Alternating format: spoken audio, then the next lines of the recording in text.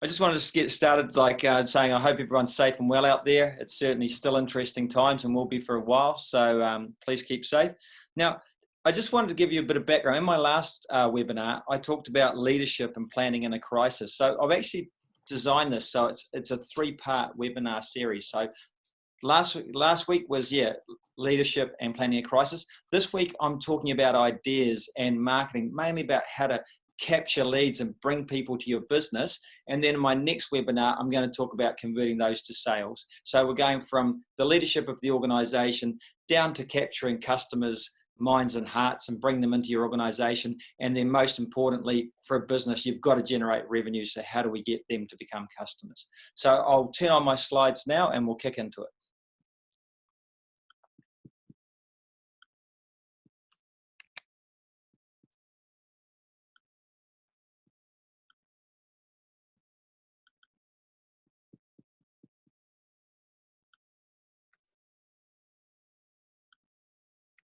Okay, hopefully everyone can see that. So as Marie said, it's the power of ideas. It's how to stand out in the crowd.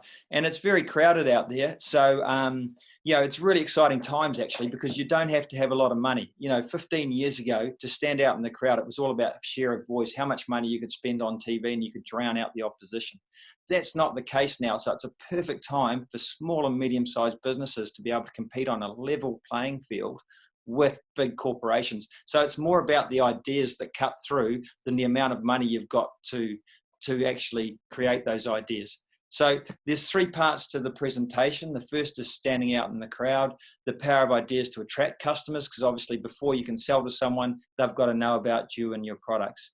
Making it personal, I can't emphasize this enough. If something's personal, it's more engaging, it leads to loyalty. If people think you care, then you're going to sell more product. And as I started with, now's a perfect time. We've all got time at home, and it's all about what you can do now to, engage with those customers, build that database, and get your business ready for when we come out of lockdown. So, truly, great ideas lead to exponential sales. It's, a great idea can just absolutely catapult your business forward. Like you hear these amazing stories where people just started with a simple idea and suddenly, they're $1 million, $10 million global company, all because they did something that made them just jump onto everyone's screen and turn people into shoppers and then brand lovers. So I'm going to take you on a bit of a journey and explain how we can all get there. So this is your sales funnel. Okay. So sales funnels, it's pretty simple. As I've been explaining, people are unaware of your brand. And so people have got to first know that you exist, know what you do. Then you've got to convince them that you're the right people to buy from. That turns into a lead, and you come right through to you convert them to a sale. And if you really do it properly, you end up with fans, people that go out and broadcast why you are so wonderful. And that's really, really important. Fans are the people you want, because if I tell you my company's great, not a lot of credibility. But if someone else, like your friend, family, coffee group, whoever it is, if they tell you this company's great, it's worth 10 times me telling you it's great. It's far more powerful and they're far more likely to buy. So your real job, and that's what we're talking about today, is you've got to widen your sales funnel, and great ideas do that for you. Okay, so first up, we're how to stand out in the crowd. So we've got some great brand ideas, talking about surprise and delight. Ideas come from insights. Be bold, fail fast, and every brand has a story. So what's yours? Okay, now these are big brands, and so, don't think it's all about money. What I really want to talk about here is the thinking behind them. Now, Volvo stands out because they own safety in the automobile industry. So everything they talk about, whether it's a performance car or a family wagon, it always is underpinned with safety. They've understood that's their unique selling point. You look at brands like British Airways. This is one of my favorite stories about how you can use one idea to transform a company.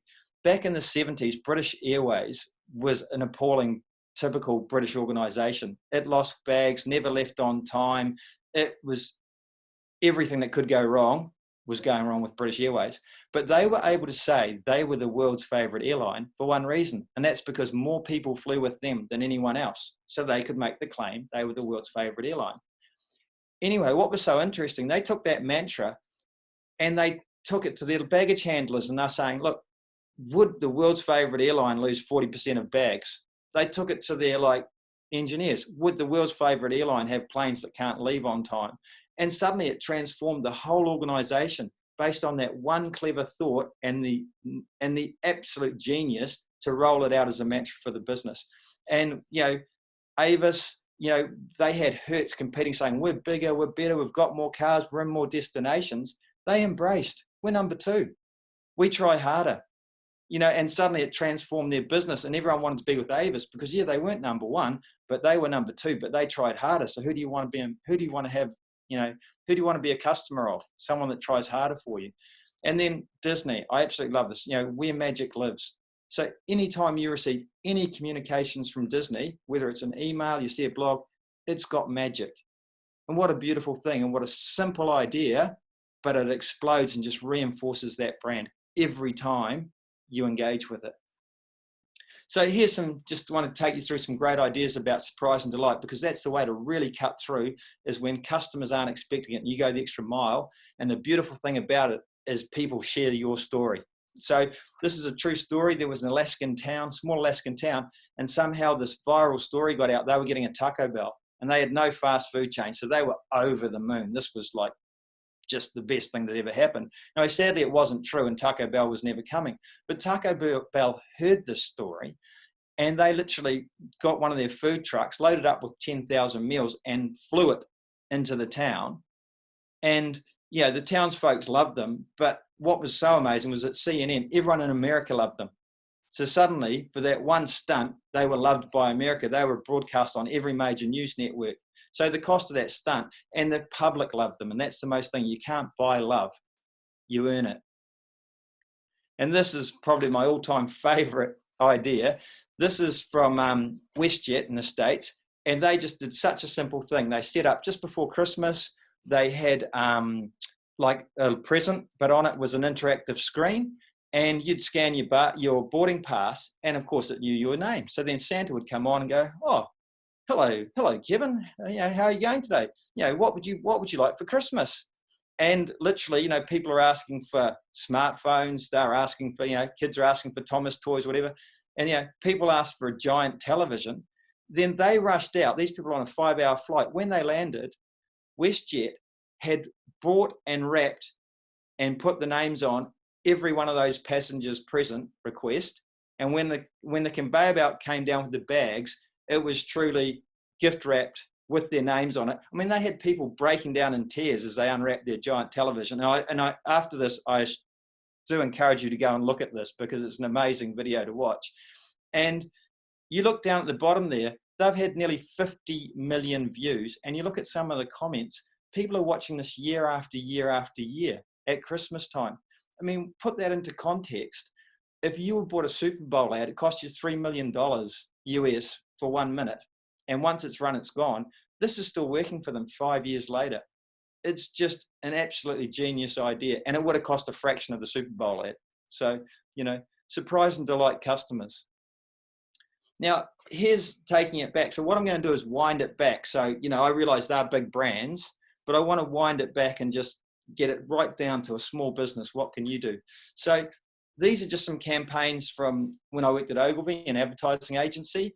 And this one I'm excessively proud of. The first one, it's just legwork, truly to find your insights legwork. And in this case, Malaysia Airlines wanted to promote their flights to the UK. And I'm saying to the client, well, what's special? The price isn't the cheapest. You're not the most favorite airline as far as quality of service. And sadly, Kuala Lumpur is not the premium stopover in the days you could fly, of course. But, people wanted to go to Hong Kong. They wanted to go to LA. Anyway, so he didn't know how to sell it. So I said, look, I rang up a friend of mine who was in the travel industry. And I said, give me the names of a whole lot of travel agents. And I started ringing them. And I'd ring and say, why would you tell someone to fly Malaysia Airlines? And people were saying, oh, you wouldn't. Oh, there was no other flights available. Then about my 8th call, I got this girl who said, I always tell my clients to fly Malaysia Airlines, and I'm like, why? And she goes, oh, the stopovers are so short. You know, you only stop for about an hour and 45 minutes maximum. Sometimes it's only 45 minutes. If you fly Qantas to Europe, it's a 6.5-hour flight stopover in LA. So suddenly our whole campaign, we had a TV ad, we had a print ad, it was you'll hardly notice to stop if you fly Malaysia Airlines. We sold out. Everyone going to Europe booked Malaysia Airlines. And it was so effective that next year we couldn't run the campaign because all the opposition airlines had all sharpened up their stopover times. You know, so it was truly just because, you know, I hunted for the insight. This one was from the same agency, a guy, Greg. After he'd seen me do that, it was really brilliant. He picked up a jar of Marmite and a jar of Vegemite, read the back labels, and realised Vegemite didn't have iron. Marmite did. That launched this whole campaign. So, you know, just as simple as that. The last one was great. My client at Unilever was tearing open, he bought the opposition tea, which was Bell, tore it open, and he realised there were sticks and twigs in it, not tea leaves. So he literally bought a whole lot, did it again and again. We were fascinated by this, realised that what they were putting in their tea bags wasn't what was going in their loose leaf tea. We did a whole campaign. We got Winston Peters on board. We did a TV ad of Winston tearing it open, saying, I suggest you look inside, and if you're not happy, give someone a bell. We also were clever in that we went out and bought tea from all over the nation. So we had independent researchers support that the tea inside wasn't that good a quality. And we only had enough money to run it for 3 weeks, which was perfect because we knew it would take Bell about that much time to actually improve the product. And then we just said, oh, we'll withdraw the ad now that they had to do a whole lot of research to prove their tea was good. But just from that, do the legwork, read the label, tear open the tea bag. You know, just do a bit of work. You'll be amazed what you can find. And suddenly you'll have something that's unique and sellable. And then this one I love. This is truly from this week. This is a friend of mine, Steve, and his lovely wife, Lynn. They own Adventure Magazine. And they've got a problem, like most small businesses do out there, that they suddenly can't print a magazine. They can't distribute a magazine. So they've got this problem. They've already written it, designed it. Now they can't distribute it. So they've decided to make it go available online for free. And instead of just going, hey, Adventure Magazine's online for free this month, which isn't much of a news story, Steve was really smart about this, and he just did a PR release.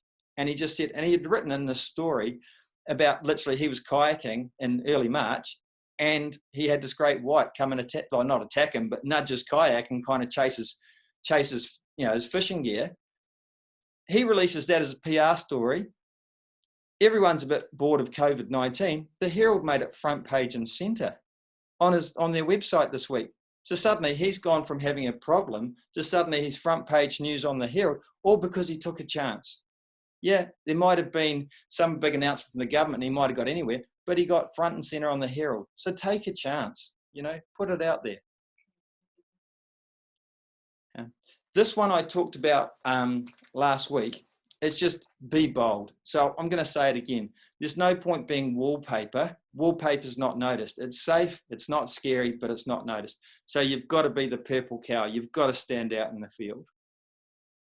Fail fast. Great quote by Reid Hoffman. This guy is probably one of the cleverest men on the planet. Not only like founded LinkedIn, but he was one of the first people to kind of get on board with PayPal and was responsible for blowing that up as well as part of his kind of CV. But I love this quote. If you're not embarrassed by the first version of your product, you've launched too late. And that's true about your ideas too. You might think it's great, but sitting on your desktop or in your head can't do anything for you. Put it out there. If it doesn't fire, move on. But get it out there. If you wait till it's perfected and it's perfect and everything's pretty, probably the opportunity's gone. And so my last point in this section is probably more of a question for you. Every brand has a story. What's yours? You know, people engage with stories. We've been talked about in parables for years and years and years. It's engaging. People love it. Find your story. And that's what I'm going to talk about next. Okay, making it personal. Customer engagement and loyalty leads to increased revenue. Okay, right. So here, truly understand your customer. Know your customer's future, add a personal touch, Find your secret sauce, be single-minded, and loyalty beyond reason. Okay, this is probably the greatest piece of customer insight I've ever read in my life. This comes from one of the MDs at Harley Davidson. Harley Davidson don't sell motorbikes. They sell the ability for a 50-year-old accountant to ride through small towns and have people be afraid of them. So that is someone who knows why they might have kind of young, tough-looking guys in the ads. The point is those young, tough guys don't have the money to buy a Harley. 50-year-old accountants do. So that's knowing exactly who you're selling to and how it makes them feel. So they're not talking about performance. They're talking about how the person feels and who they're selling to. Genius. Get to that point with your customers. Know your customer's journey. Now, this is really interesting. You can actually predict your customer's future in most cases. And why that sounds amazing, it's quite rational, is that, you know, like we did a lot of work, we used to sell a lot of baby products for one of our businesses. We were big in the baby market. And, you know, you've just got to plot out when someone's pregnant, you've got to be talking to them about buying a pram. You can't sell a pram to a woman who's just had a newborn baby. She bought that when she was 7 months pregnant. You've missed the opportunity. So you've actually got to plot out that journey and know it's the right message to talk to the right person at the right time. And if you talk to a mum who's got a 6-month-old about moving to solids, of course she's interested in moving to solids because the kid's got, her baby's got teeth. He or she needs solids, and you know the mum's kind of, yeah, okay, let's try this. Where if you talk to a woman who's pregnant about moving to solids, the message has no relevance or cut through at all. So it's all about timing. So plot out your customer's journey. And it's amazing when you look at this, you can actually make it super long. You can plot back, what does that say, in this case, a woman's journey? And it might always be like this, of course, but for a majority of people, it probably is. So you can go back, what's she thinking before? Will he propose? You know, that's what she might, you know, that's probably what she's thinking. But once he's proposed, then it's about the ring.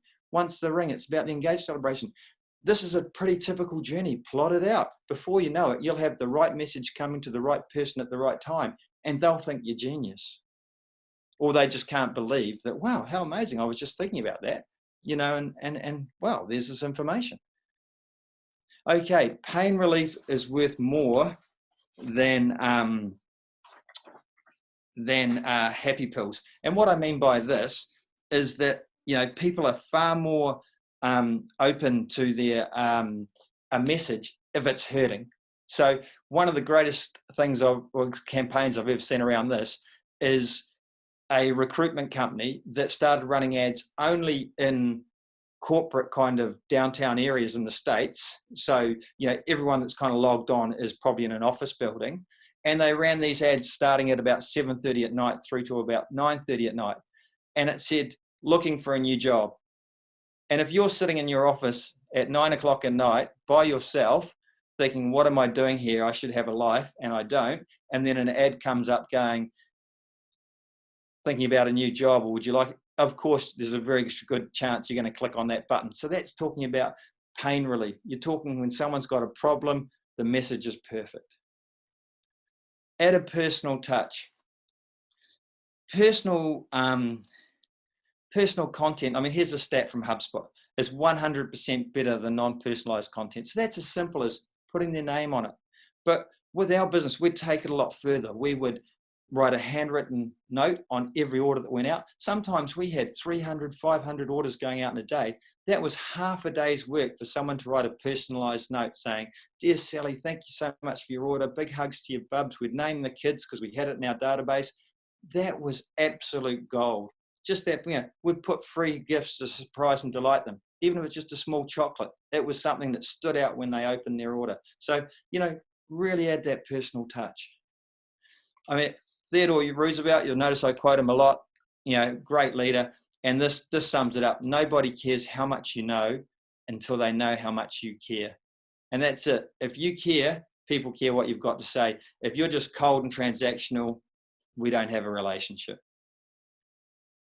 Find your secret sauce. Now, everyone wants a secret sauce, and you think, wow, how is it? You know, hey, Coke, there's lots of Cokes out there that are probably very similar, if not identical, but there's only one Coca-Cola. there's only one Big Mac sauce. There's only, one secret 7 herbs and recipe. It's everyone can find their secret sauce. It's just how you package it up. So, and most importantly, to be unique, it's about lots of small incremental gains, and that equals one large, unique competitive advantage. So you've got to make little incremental gains, be unique, and suddenly people from the outside can't understand why you're doing so well. They're doing the same things. Why are you, but, it doesn't happen by chance. We worked every day to ensure our customers felt loved and appreciated. We would thank them every time they engaged with us. Many loved us back. That is one large competitive advantage. It's hard to compete with love, and so that's what we try and do. So, when we work with businesses, we're trying to find your secret sauce, but you can sit at home. You've got plenty of time at the moment. Think about what makes you unique. Think about how you can engage with your customers. It's a great time to be engaging with them. Everyone's got time. So I'll talk a bit more about that in a moment. Be single-minded. Again, this is an advertising saying, it's so true. Throw someone one ball, they'll probably catch it. Throw them 6 balls, they'll probably drop all 6. So if you've come up with a campaign, just throw one thing at them. Keep it simple. Think like a billboard. When you drive past it, I love billboards. It's a purest form of advertising. You get one idea, you get 3 seconds as a person, sales past. That's how all your communication should be. Keep it simple, keep it single-minded. And then finally, one of my favorite sayings, loyalty beyond reason.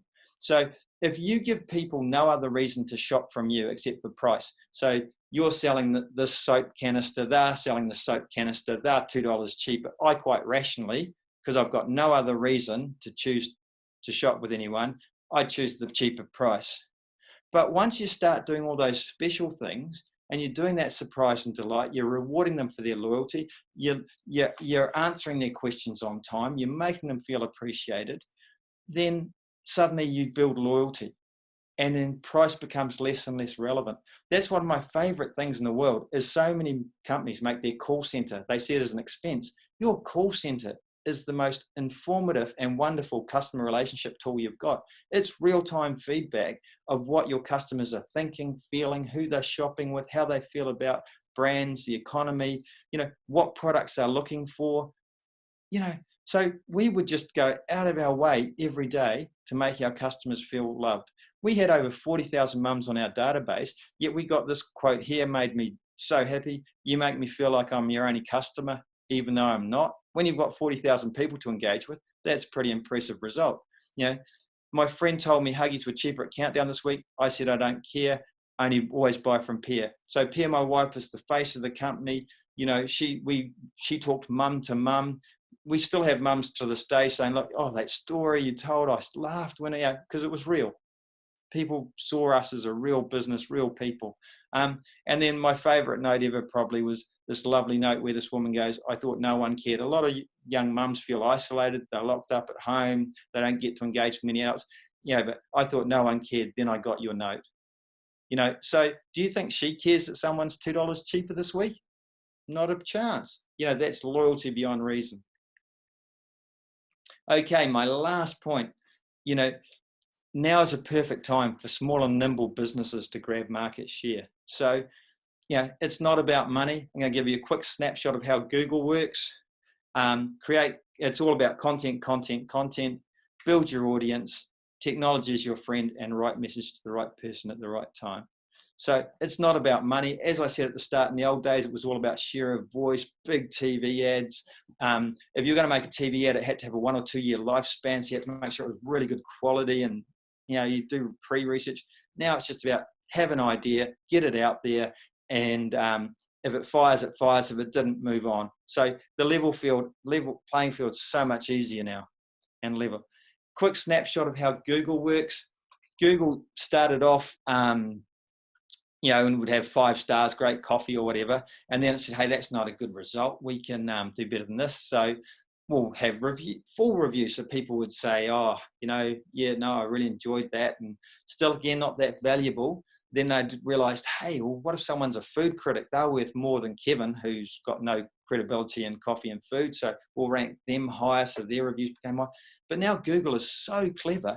it looks for really rich content, and you can create that content. There's nothing stopping you this afternoon just writing about your cafe, or your business, and Google can find that.